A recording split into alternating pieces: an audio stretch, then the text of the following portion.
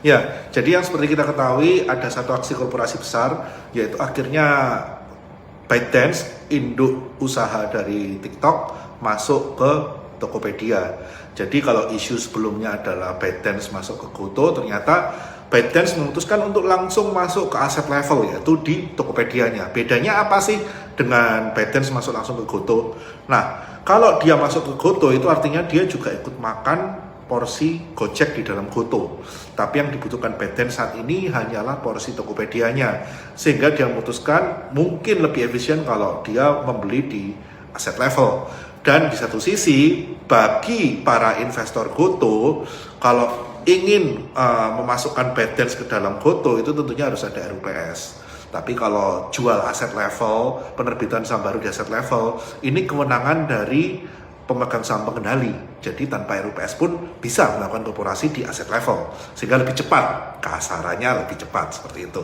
Jadi kalau yang kita ketahui komposisinya dengan penerbitan saham baru di Tokopedia ini, si ByteDance akan subs ya di saham baru ini, sehingga kepemilikan Goto yang awal ada 93% di Tokopedia akan terdilusi hanya menjadi 25%. Dan ByteDance 75%. Seperti yang kita ketahui, Goto sendiri memiliki saham Tokopedia sebesar 93% sejak Gojek dan Tokopedia merger di 2021. Nah, di satu sisi, skema dari masuknya ByteDance ke dalam Tokopedia di aset level ini juga meringankan beban keuangan Goto atas pendanaan dan burning money dari Tokopedia tahun ke tahun.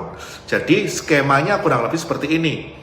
ByteDance akan subs saham baru yang diterbitkan oleh Tokopedia, di mana 840 juta dolar ini, 340 juta dolarnya akan dikembalikan ke ByteDance berupa pembelian hak eksklusif untuk masukkan TikTok ke Indonesia. Jadi dari 840 juta, 340-nya balik, 500-nya masuk sebagai penyertaan modal di dalam Tokopedia.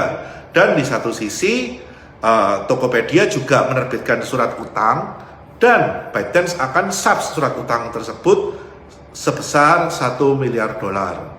Promissory note ya, itu yang digarisbawahi bahwa dalam komposisi ini, walaupun nanti ByteDance kasih suntikan 1 miliar dolar, tidak ada dilusi. Yang nggak dilusi lah, gimana mau dilusi? Masuknya surat utang, ngasih 1 miliarnya gitu kan.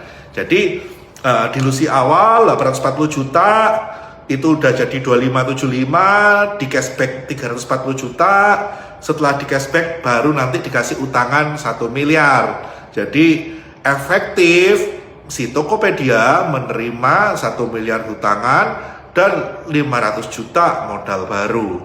Seperti itu ya, itu yang terjadi di Tokopedia. Implikasi kedepannya seperti apa? Semoga dengan adanya Fresh Fund ini dan dengan adanya kolaborasi ini, mereka bisa lebih gampang monetize apa yang ada di GMV Tokopedia dan apa yang di GMV dari TikTok. Walaupun saya sendiri juga bingung ya, kalau nanti salesnya dominan dari TikTok, fungsi aplikasi Tokopedia jadinya apa ya kalau isinya cuma burning money? Kalau ternyata monetisasinya dari TikTok aja. Nah, sekian dari saya. Ketemu lagi bareng Berat 88, bijak berinvestasi bersama Berat 88.